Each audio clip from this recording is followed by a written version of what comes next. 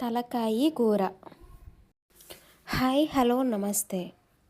తలకాయి కూర తయారీ చూద్దాం. మాంసం కడిగేసి ప్లేట్లో తీసుకున్నాను. స్టవ్ పై ప్యాన్ పెట్టి ఆయిల్ వేసి కట్ చేసిన 2 ఉల్లిపాయలు వేసాను. 4 పచ్చిమిర్చి వేసుకొని కలుపుకుంటున్నాను. అవి బ్రౌన్ కలర్లో వేగిన తర్వాత 2 రెమ్మల కరివేపాకు వేసుకుంటున్నాను. మనం తలకాయ కూర కడిగి పెట్టుకున్నాం కదా, వేసి బాగా కలుపుకుందామండి. కలుపుకొని మూత పెట్టుకుందాము 2 నిమిషాలు. అది బాగా దగ్గరికి అయిన తర్వాత మూత తీసి చూసుకుందామండి. అప్పటి వరకు మూత పెట్టుకుందాము. మా వీడియో మీకు నచ్చినట్టయితే లైక్, షేర్, సబ్స్క్రైబ్ చేయండి. కలుపుకుందాం ఒకసారి.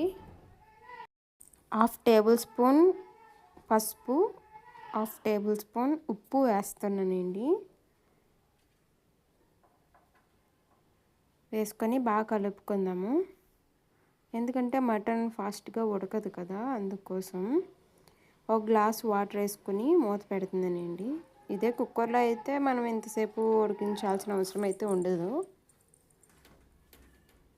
మనం నార్మల్గా వండుతున్నాం కాబట్టి 1 గ్లాస్ వాటర్ వేసి ఒక 5 నిమిషాలు ఉడకనిద్దాము.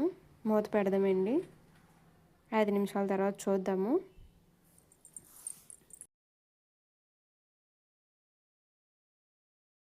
మనం వేసిన వాటర్ మొత్తం దగ్గరికి అయిపోయిందండి. ఒకసారి మళ్ళీ కలుపుకుందాము మొత్తం.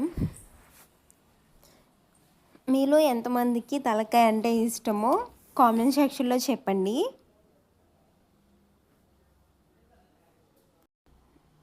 మసాలా వేసుకుందామండి. అల్లం, వెల్లుల్లి, ధనియాలు, జీలకర్ర, చెక్క మొత్తం అన్నీ మిక్సీ పట్టేసాను. 3 స్పూన్ల పేస్ట్ అయితే వేసానండి నేను. అది మొత్తం కలుపుకొని కొంచెం వేగనిద్దామండి. మనం వేసిన మసాలా మొత్తం వేగిన తర్వాత ఇందులో 2 స్పూన్ల కారం, ఉప్పు వేసుకొని కలుపుకుందాము.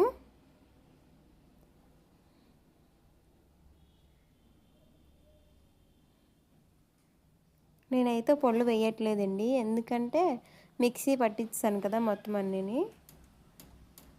అందువల్ల పేస్ట్ వేసాను కాబట్టి నేను పొడలు అవి ఏమీ వేయట్లేదండి.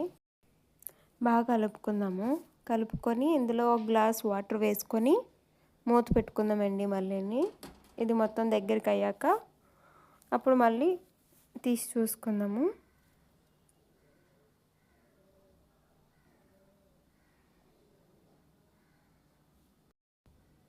తలకాయ కూరకు కావాల్సిన చింతపండు తీసుకుందామండి. నిమ్మకాయలో సగం తీసుకుంటున్నాను నేను, ఎందుకంటే నేను తీసుకున్న మటన్కి అయితే సరిపోతుందండి. అందుకే మీరు ఇంకా ఎక్కువ వండుకున్నట్టయితే ఎక్కువ క్వాంటిటీలో తీసుకోండి చింతపండు. చింతపండు వేయడం వల్ల కూర కొంచెం టేస్ట్ బాగుంటుందండి. కలిపేసి చింతపండు వేసేస్తున్నాను. కొన్ని ప్లేసుల్లో అయితే తలకాయ కూర అని, తలకాయ పులుసు అని ఎవరి ప్లేస్లో నచ్చినట్టు అలా పిలుస్తారు. మీ ప్లేస్లో ఏమని పిలుస్తారో కామెంట్ సెక్షన్లో చెప్పండి. మొత్తం బాగా కలిసే వరకు కలుపుకుందామండి. కలుపుకున్న తర్వాత మూత పెడదాము. మూత పెట్టి ఒక 5 నిమిషాలు అలా ఉడికిందాము. ఉడికేటప్పుడు చూడండి, ముక్క ఉడికిందా లేదా అని చూడండి. నేను వీడియోలో చూపించలేదు. కూర రెడీ అయిపోయిందండి. మా వీడియో మీకు నచ్చినట్టయితే లైక్, షేర్, సబ్స్క్రైబ్ చేయండి.